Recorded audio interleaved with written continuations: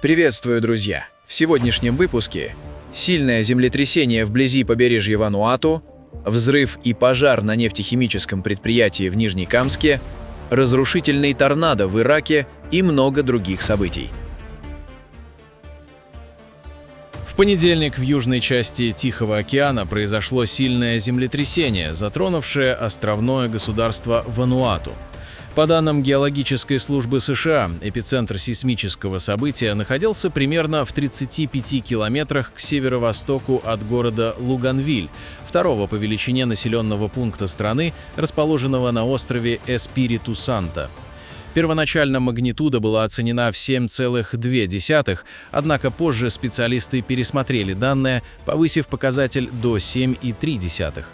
Подземные толчки были зафиксированы в 21 час 44 минуты по местному времени. Очаг землетрясения залегал на значительной глубине, около 116 километров. Благодаря такой глубине залегания, несмотря на высокую магнитуду, разрушительная сила волн на поверхности была существенно снижена. Тихоокеанский центр предупреждения о цунами сообщил об отсутствии угрозы возникновения разрушительных волн для Вануату и соседних регионов, включая Марианские острова и Австралию. В Луганвиле и прилегающих районах ощущались умеренные и сильные колебания почвы, однако, согласно предварительным отчетам местных властей и экстренных служб, сообщений о жертвах, серьезных травмах или значительных разрушениях инфраструктуры не поступало.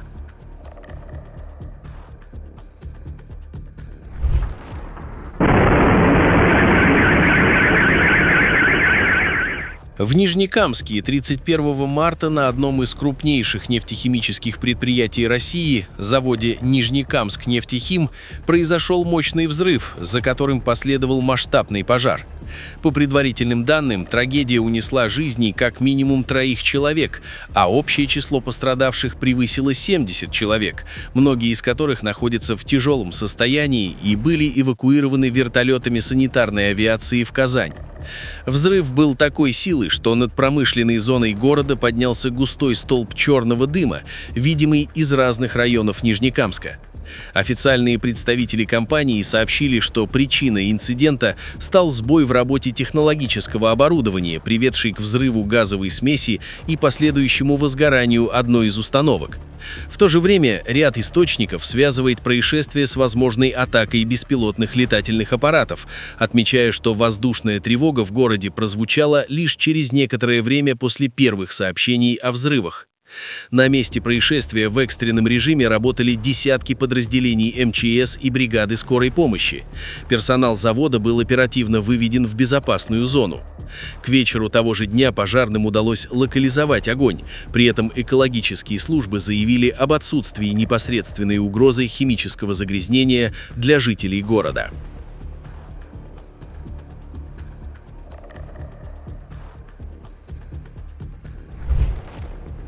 Босния и Герцеговина столкнулась с разрушительными последствиями масштабного наводнения, вызванного сочетанием экстремальных ливневых дождей и интенсивного таяния снежного покрова в горных районах.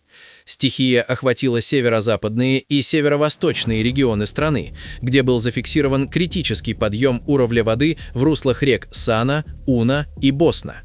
Основной удар пришелся на населенные пункты в бассейнах этих рек, где вода вышла из берегов, затапливая сельскохозяйственные угодья, частные домохозяйства и объекты инфраструктуры.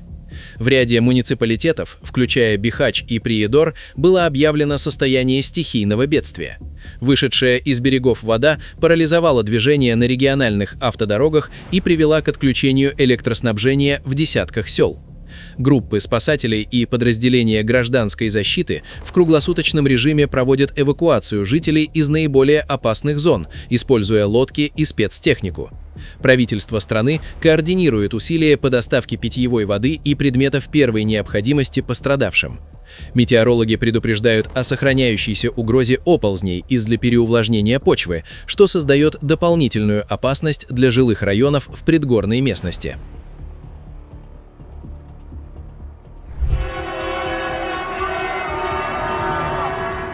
Во Франции нарастает волна протестов работников транспортного сектора, спровоцированная резким скачком цен на энергоносители. Как сообщает газета «Ле Фигаро», средняя стоимость дизельного топлива в стране поднялась до рекордной отметки в 2,18 евро за литр, что стало абсолютным максимумом за последние 40 лет. Основной причиной столь стремительного удорожания эксперты называют эскалацию конфликта на Ближнем Востоке и блокаду Ормузского пролива, что привело к серьезным сбоям в поставках сырой нефти. Только за последнюю неделю марта цена дизеля, который занимает около 68% всего топливного рынка Франции, выросла на 8 евроцентов, а совокупный рост с начала обострения международной ситуации составил около половины евро за литр. Параллельно дорожает и бензин.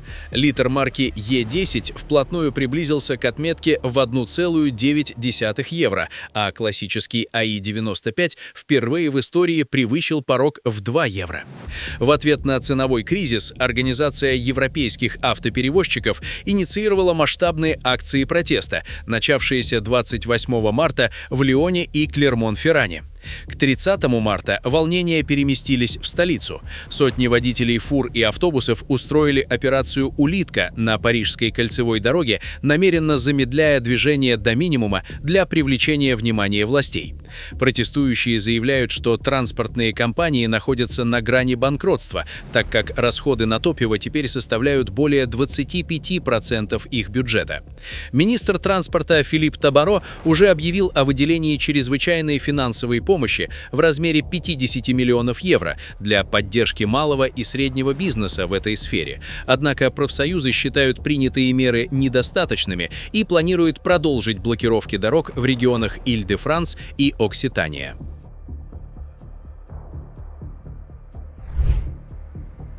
Иракский город Мосул, административный центр провинции Найнова, столкнулся с редким и крайне разрушительным погодным явлением – мощным торнадо.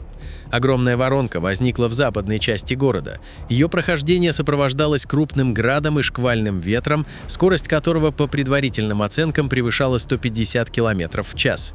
Вихрь прошел через несколько густонаселенных кварталов, срывая крыши с жилых домов, вырывая с корнем деревья и опрокидывая автомобили. В результате удара стихии были повалены десятки опор линий электропередач, что привело к полному обесточиванию правобережной части города.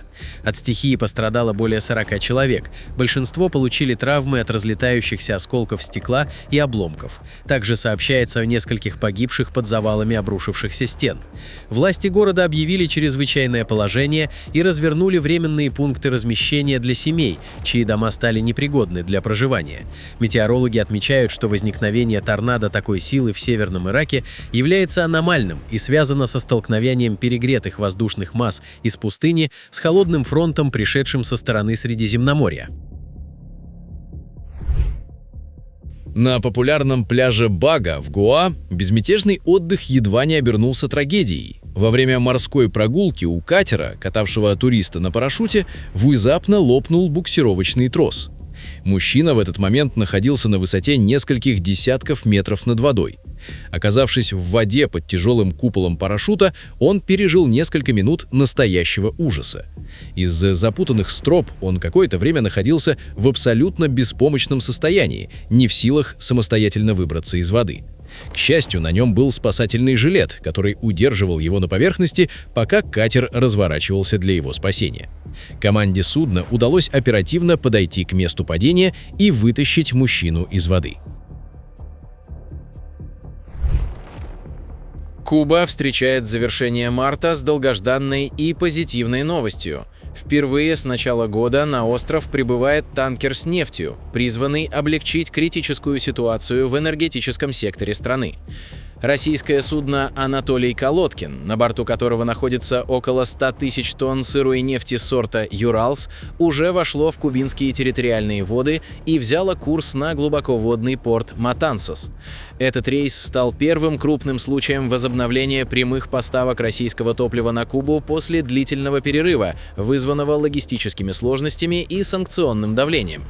Ожидается, что прибывшее сырье будет немедленно направлено на переработку и нужды местных теплоэлектростанций, чтобы стабилизировать подачу электричества, которая в последние месяцы ограничивалась многочасовыми веерными отключениями по всей стране.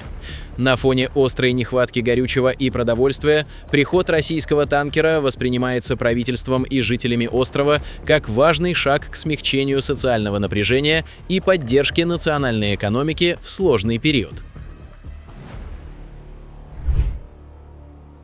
Йемен столкнулся с катастрофическими последствиями проливных дождей, которые вызвали масштабные наводнения в ряде регионов страны, включая столицу Сану и провинцию Таис. Стихийное бедствие привело к гибели по меньшей мере 20 человек, еще 9 числятся пропавшими без вести. Основные удары пришлись на населенные пункты и лагеря внутренне перемещенных лиц.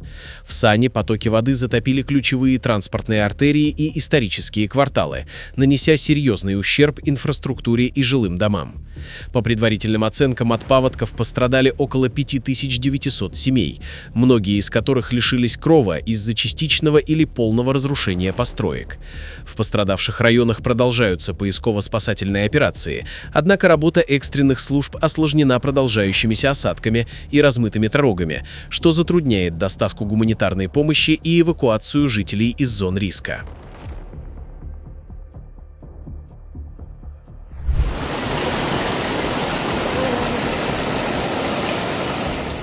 Популярный туристический город Мельгар, расположенный в колумбийском департаменте Толима, оказался во власти разрушительного наводнения, вызванного экстремальными ливнями. Основной удар стихии пришелся на предрассветные часы, когда из-за непрекращающихся осадков резко поднялся уровень воды в местных ручьях Ла-Мельгара, Ла-Лонганиса и Ла-Чича. Вышедшие из берегов потоки затопили более 10 городских кварталов, в том числе районы Сикамора, Ла-Аламеда, Яхайра и Эль-Бальса. Уровень воды в жилых домах и на улицах достигал 1,5 метров. По предварительным оценкам спасательных служб, от разгула стихии пострадали более 500 семей. Вода нанесла значительный ущерб имуществу, коммерческим объектам и образовательным учреждениям. В частности, серьезно пострадал колледж Габриэла Мистраль. Наводнение также парализовало транспортное сообщение. На главной трассе, соединяющей Богату и Жерарда, в районе военной базы Толейма, произошел сход оползня, который заблокировал движение в обоих направлениях. В городе развернут оперативный штаб по управлению рисками. Задействованы подразделения гражданской обороны, Красного Креста и пожарных для откачки воды и расчистки завалов. Несмотря на то, что уровень воды начал постепенно снижаться, власти сохраняют режим повышенной готовности из-за прогнозов новых дождей, которые могут спровоцировать повторные затопления и оползни в предгорных районах.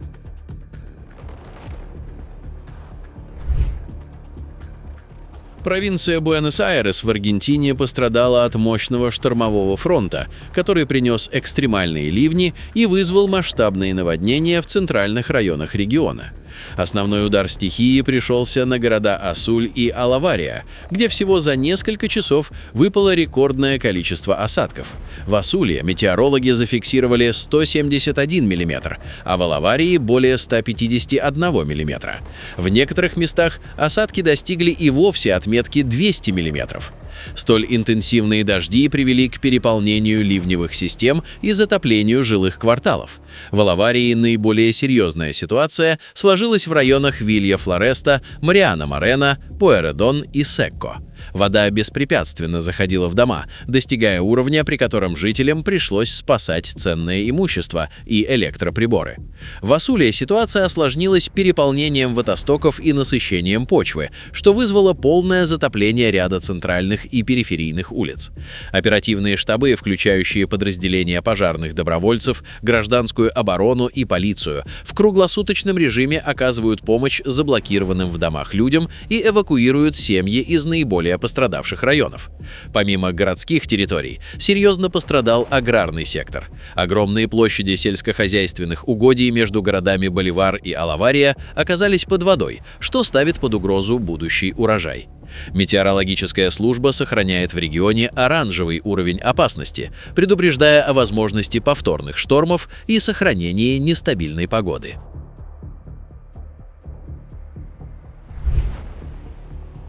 Север Алжира в разгар календарной весны оказался во власти арктического циклона, принесшего обильные снегопады. Белоснежный покров укрыл горные хребты Тель-Атласа и предгорья, добравшись до населенных пунктов, где снег в это время года считается аномалией. Наиболее интенсивные осадки прошли в провинциях Сетив, Батна и Медея. Высота снежного покрова в некоторых районах достигла 10-15 сантиметров.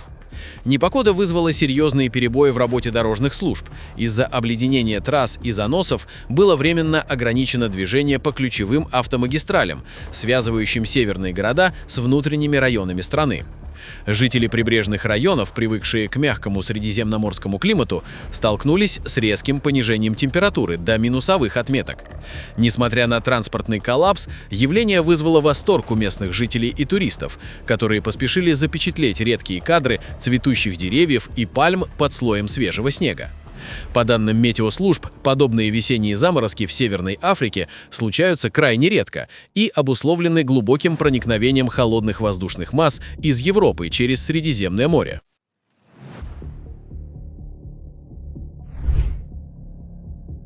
Индонезийский округ Кудус, расположенный в провинции Центральная Ява, пострадал от разрушительного торнадо, сопровождавшегося экстремальными ливнями.